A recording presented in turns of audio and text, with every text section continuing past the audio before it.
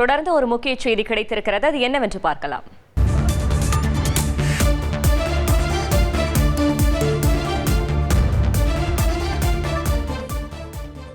நாமக்கல் மாவட்டம் மோகனூர் அருகே மின்சாரம் பாய்ந்து 3 குழந்தைகள் உயிரிழந்திருக்கிறது. இது பற்றின மேலும் விவரங்களோடு இணைகிறார் செய்தியாளர் ஸ்ரீதர்.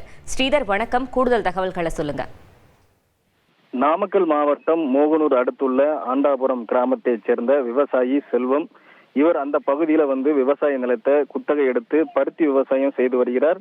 இந்த நிலையில தனது விவசாய நிலத்திற்கு, அந்த காட்டிற்கு, பருத்தி காட்டிற்கு செல்வதற்காக செல்வம், அவரது மனைவி இளஞ்சியம், மேலும் 2 பேர குழந்தைகள், சுஜித் 5 வயது, அப்புறம் 2 வயதுல ஐவிலி ஆகிய 2 பேர குழந்தைகளுடன் தோட்டத்திற்கு சென்றுள்ளனர். அப்போது தண்ணீர் பாய்க்க செல்லும் போது அந்த விவசாய காட்டிற்கு கம்பி வேலியும் அதனை ஒட்டியவாறு அந்த மின் கம்பம் இருந்துள்ளது. அப்போது எதிர்பாராத விதமாக மின் கம்பத்தில் பொருத்தப்பட்டிருந்த, அதாவது கல்யாணம் இல்ல, நான் பிசினஸ் ஸ்டார்ட் பண்ண போறேன். எப்படி? பாஸ் வாலா பி தி பாஸ். மின் மோட்டார் இயக்கக்கூடிய அந்த சுவிட்ச் பாக்ஸ் இருந்திருக்கு.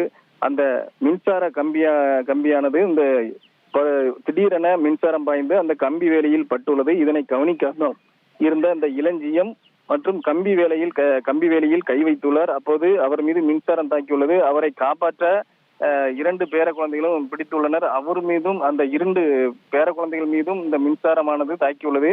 இதில் இளஞ்சியம் மற்றும் இரு குழந்தைகளும் சம்பவ இடத்திலே பரிதாபமாக உயிரிழந்தனர்.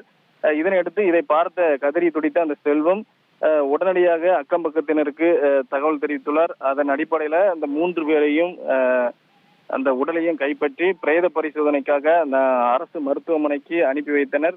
தொடர்ந்து போலீசார் மற்றும் வருவாய்த்துறையினர், மின்சாரத்துறையினர் அந்த இடத்திற்கு ஆய்வு செய்து வருகின்றனர். இந்த சம்பவத்தில் அந்த 3 பேருமே பரிதாபமாக உயிரிழந்தனர். இந்த கிராமத்தில் பெரும் சோகத்தை ஏற்படுத்தியுள்ளது. தகவல்களுக்கு நன்றி ஸ்ரீதர்.